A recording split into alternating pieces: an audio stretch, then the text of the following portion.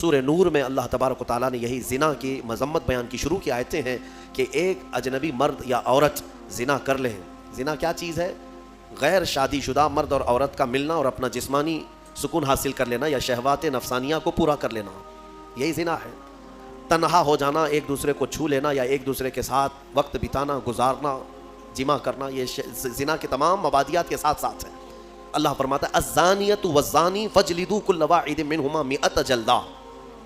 مرد اور عورت دونوں جب زنا کر لیں تو اللہ فرماتا ہے 100 کوڑے مارے جائیں گے. انہیں اسلامی حکومت ہو تو 100 کوڑے مارے جائیں گے اور سب کے سامنے مارے جائیں گے. وَلَا تَأْخُذْكُمْ بِهِمَا رَأْفَةٌ فِي دِينِ اللَّهِ إِن كُنتُمْ تُؤْمِنُونَ بِاللَّهِ وَالْيَوْمِ الْآخِرِ. مولا فرماتا ہے ان لوگوں کے بارے میں اپنے دل میں ذرا برابر بھی نرمی مت لاؤ اگر تم اللہ پر اور قیامت پر یقین رکھتے ہو.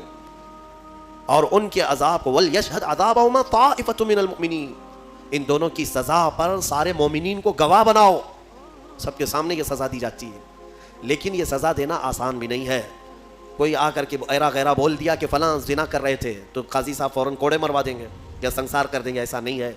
4 گواہ کا ہونا ضروری ہے جنہوں نے ایسا دیکھا ہو جیسے سوئی میں دھاگا پیروتے ہوئے دیکھا ہو، اور چاروں جو ہے وہ شرعی گواہ ہو. ہاں تب جا کر کے یہ زنا کا ثبوت ہوتا ہے، پھر اس کے اوپر سزائیں ہوتی ہیں. بہرحال یہ ایک بھیانک جرم ہے، اللہ تعالیٰ اس سے ہماری حفاظت فرمائے. اس میں آیت افک ہے. حضرت ام المومنین عائشہ صدیقہ رضی اللہ تعالیٰ عنہا پر بعض منافقین نے الزام لگایا تھا. غزوہ بنو مستلق ایک غزوہ جس میں حضور گئے تھے، ساتھ میں ام المومنین بھی گئی تھیں. حضور جب بھی جہاد پہ جاتے، غزوہ پر جاتے تو کوئی نہ کوئی حضور کی ازواج مطہرات میں ساتھ میں آپ کے ہوا کرتی تھی. اس غزوے میں حضرت عائشہ ساتھ میں تھیں. واپسی میں جب رسول کریم صلی اللہ تعالیٰ علیہ وسلم مدینے کی طرف آ رہے تھے، رات کو ایک جگہ پر قیام کیا، سب لوگوں نے قیام کیا اور صبح ہونے سے پہلے پہلے کوچ کرنے کا حکم ہوا. حضور پاک صلی اللہ علیہ وسلم اپنے صحابہ سمیت کوچ کر گئے. ہوا یہ کہ حضرت عائشہ صدیقہ کا جو کجاوا اونٹ پر رکھا جاتا تھا، یعنی ایک پوری جھوپڑی ہوتی تھی، اسے اٹھا کر رکھا جاتا تھا، اٹھا کر کے پھر اتارا جاتا تھا زمین پر، تو وہ نیچے تھی. حضرت عائشہ اس میں بیٹھی نہیں تھی، ان کا ایک ہار کہیں چھوٹ گیا تھا، وہ ڈھونڈنے کے لیے نکلی تھی. صحابہ نے خالی کجاوا اٹھایا اور اونٹ پر رکھ دیا اور لے کر چل پڑے. ان کو ایسا لگا کہ ام المومنین اندر ہیں، چل پڑے. سفر بہت لمبا ہو گیا، صبح کا وقت تھا، حضرت عائشہ چھوٹ گئی پیچھے راستے میں. ان کا کھویا ہوا وہ جو ہار ہے اس کو تلاش رہی تھی. ہوتا یہ تھا کہ قافلے میں پیچھے ایک صحابی آیا کرتے تھے جو گرا ہوا سامان اٹھاتے ہوئے، کافی دور وہ چلتے رہتے تھے قافلے سے. اس وقت حضرت صفوان ایک صحابی ہیں، وہ پیچھے چلے آ رہے تھے. انہوں نے حضرت عائشہ کو تنہا دیکھا تو انہوں نے کہا انا للہ، یہ کیا ہو گیا، حضور کی زوجہ ہیں اور یہ اکیلی کیسے رہ گئی. تو بہرحال حضرت صفوان نے پورا سہارا دے کر حضرت عائشہ رضی اللہ تعالیٰ عنہا کو مدینے تک ساتھ لائے. مدینے جب پہنچے تو منافقین نے اتنی بات پر الزام لگانا شروع کر دیا، رسول اللہ کی زوجہ عائشہ کسی اور کے ساتھ تنہا چلی گئی تھی. معاذ اللہ، یہ بھیانک الزام تھا، تہمت. اس کے گناہ یہ بھی، اس کے بھی حدود آئے ہیں قرآن میں. اگر کسی مومن پر یا مومنہ پر آپ نے تہمت لگائی اور ثبوت نہیں لا سکے تو 80 کوڑے مارے جائیں گے اور پھر زندگی بھر کبھی اس کی گواہی قبول نہیں کی جائے گی. وہ مردود الشہادہ کہلائے گا. الزام لگانے والا، تہمت لگانے والا کسی پر، یاد رکھو آسان نہیں ہے کسی کے بھی بارے میں کچھ بھی تہمت لگا دینا. بہت بڑا گناہ ہے، بہت بڑا گناہ ہے تہمت لگانا. یہاں ایسی بیٹھے اٹھے نہ جانے کتنے بھیانک گناہوں کی تہمت کئی لوگوں پر لگا دیتے ہیں. ایسا ہے ویسا ہے، قیامت کے دن پکڑ ہوگی. حضرت عائشہ صدیقہ رضی اللہ تعالیٰ عنہا پر جو تہمت لگائی تھی، یہ کنٹینیو 1 مہینے تک معاملات مدینے میں چلتے رہے. حضرت عائشہ اپنے میکے چلی گئی تھی حضرت ابوبکر کے گھر. حضور پاک صلی اللہ تعالیٰ علیہ وسلم انتظار کر رہے تھے کہ میرا رب کیا فرمائے گا، وہی کیا آئے گی. لیکن یہ امتحان کی گھڑی تھی. حضور پاک صلی اللہ تعالیٰ علیہ وسلم صحابہ کو بلاتے اور پوچھتے تمہارا میرے گھر والوں کے بارے میں کیا خیال ہے، میری زوجہ کے بارے میں کیا خیال ہے. جو عشق والے تھے انہوں نے عشق کی بولیاں بولی. حضرت عمر سے بلایا، پوچھا حضور نے تم کیا کہتے ہو.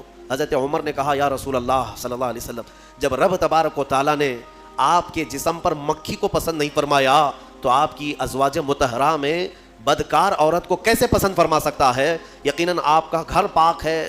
اللہ تعالیٰ نے آیت تطہیر میں فرما دیا کہ محبوب ہم نے آپ کے گھر کو ہر برائی سے پاک رکھا ہے. حضرت عثمان غنی نے بھی اسی طرح کی بات کی، کہا یا رسول اللہ صلی اللہ تعالیٰ علیہ وسلم، رب تبارک و تعالیٰ نے ہر علائش سے آپ کو پاک کیا ہے، تو آپ کے گھر پر اور آپ کی بستر پر اگر عائشہ کے اندر کوئی عیب ہوتا تو اللہ کبھی بھی اس چیز کو پسند نہ کرتا، بلکہ عائشہ کا نکاح اللہ کی مرضی سے آپ کا ہوا ہے. یہ چیزیں ہوتی رہیں. پھر 1 مہینے کے بعد اسی سورہ نور میں وہ آیت نازل ہو گئی. رب تبارک و تعالیٰ نے ام المومنین عائشہ صدیقہ کی پاکی بیان فرما دی. اللہ نے بیان فرمائی. اب اندازہ کرو یہ حضرت عائشہ وہ تنہا زوجہ ہیں میرے آقا کی جن کی پاکی مولا نے بیان کر دی قرآن میں، اور قیامت تک کروڑوں مسلمان ماں عائشہ صدیقہ کی پاکی تلاوت کرتے رہیں گے. ہاں، حضرت عائشہ کی پاکی کی تلاوت ہوتی رہے گی، قیامت تک ہوتی رہے گی. عزیزان گرامی، یہ آیت عفق بھی سورہ نور میں نازل ہوئی. تو چند آیتیں عرض کر کے میں اپنی گفتگو کو سمیٹتا ہوں. اللہ تعالیٰ نے فرمایا اے ایمان والو کسی کے گھر جاؤ. اللہ تعالیٰ فرماتا ہے یا ایھا الذین آمنوا لا تدخلوا بیوتا غیر بیوتکم حتی تستأنسوا. اپنے گھر کے علاوہ کسی دوسرے کے گھر میں جا رہے ہو تو سلام کر لو پہلے. ہاں، سلام کر لو، سلام کر کے گھر میں داخل ہونا ضروری ہے. اور یہاں تک کہ آداب میرا مولا خود بیان کر رہا ہے کہ تم کسی کے گھر جاؤ تو دستک دو، اور دستک دے کر کے ایک بار، دو بار، تیسری مرتبہ اگر جواب نہیں آیا تو پلٹ جاؤ. حدیث پاک میں بھی ہے، ضروری نہیں ہے کہ دروازہ توڑ کے اندر جاؤ گے. ہاں، اور کنٹینیو کھٹکھٹاتے کھڑے ہو جاؤ گے آدھے گھنٹے تک. یہ آداب ہیں شریعت کے. اور پھر یہ فرمایا حدیث میں ہے کہ کسی کے گھر جاؤ تو سامنے بالکل دروازے کے نہ کھڑے ہو جاؤ، بلکہ تمہیں دائیں جانب کھڑے ہونا چاہیے. اگر دروازہ کھلے، کوئی اجنبی عورت ہو تو تمہارا آمنا سامنا نہ ہونے پائے، بے پردگی نہ ہونے پائے. یہاں تک کہ گھروں کو پردہ لگانے کا حکم بھی میرے آقا نے فرمایا. اور اگر کسی گھر پر پردہ نہیں ہے، گزرنے والے آپ میں سے کوئی ہو، کوئی بھی ہو، اگر مومن گھروں میں اندر نظر ڈالتا ہے کوئی راستہ چلتے ہوئے عورتوں کے اندر اوپر، حضور نے فرمایا گھر والے تیار ہے، وہ چاہے تو پتھر اٹھا کر اس کی آنکھ پھوڑ دے، اللہ سوال نہ فرمائے، اللہ اس کے ہاں اس کا مواخذہ نہیں ہوگا. یعنی یہ بتانا مقصود ہے کہ یہ کس قدر گناہ ہے. گھروں کے اندر نگاہیں ڈالنا، آنکھیں ڈالنا بہت بڑا گناہ ہے. اور یہی چیز اللہ تعالیٰ قرآن میں فرماتا ہے کہ کسی گھر جاؤ، کسی کے گھر جاؤ، اور اگر تمہیں لوٹ جانے کا حکم دیا جائے تو لوٹ جاؤ. یہاں سے میں ایک اس سے تفریح کرتے ہوئے ایک بات یہ بھی عرض کر دوں، کسی کو فون کرتے بھی ہو تو کچھ لوگ جو ہے ایک بار میں 10 20 بار اس کو کال کرتے رہتے ہیں کنٹینیو. یہ بھی آداب میں سے ہے. 2-3 مرتبہ اگر تمہیں جواب نہ ملے تو رک جاؤ. تمہیں یہ تو پتہ نہیں کہ وہ کس حالت میں ہے، نماز پڑھ رہا ہے، کھانا کھا رہا ہے، واش روم میں ہے، بیت الخلاء میں ہے. تم کو تو ایسا لگتا ہے کہ ہمیشہ تمہارے وہ سیوا کے لیے بیٹھا ہی ہے، اٹھا ہی لینا چاہیے. یہ بھی آداب میں سے ہے. علم والے اور اخلاق والے ان چیزوں پر عمل کیا کرتے ہیں. سورہ نور میں اور بھی بہت ساری باتیں ہیں کہ بچوں کے متعلق فرمایا گیا کہ جب یہ عقل والے ہو جائیں تو ماں باپ بھی انہیں الگ سلایا کریں. وَإِذَا بَلَغَ الْأَطْفَالُ مِنْكُمُ الْحُلُمَ. بچے جب جوانی کو آ جائیں، بالغ ہونے لگ جائیں، تو ان کے لیے بھی حکم ہے کہ وہ ماں باپ کے کمرے میں بھی آئیں تو اجازت لے کر کے آئیں. ایسے نہیں کہ ڈائریکٹ گھس جائیں. بچے جب شعور والے ہو جائیں ان کو یہ سب آداب گھروں کے سکھائے جائیں.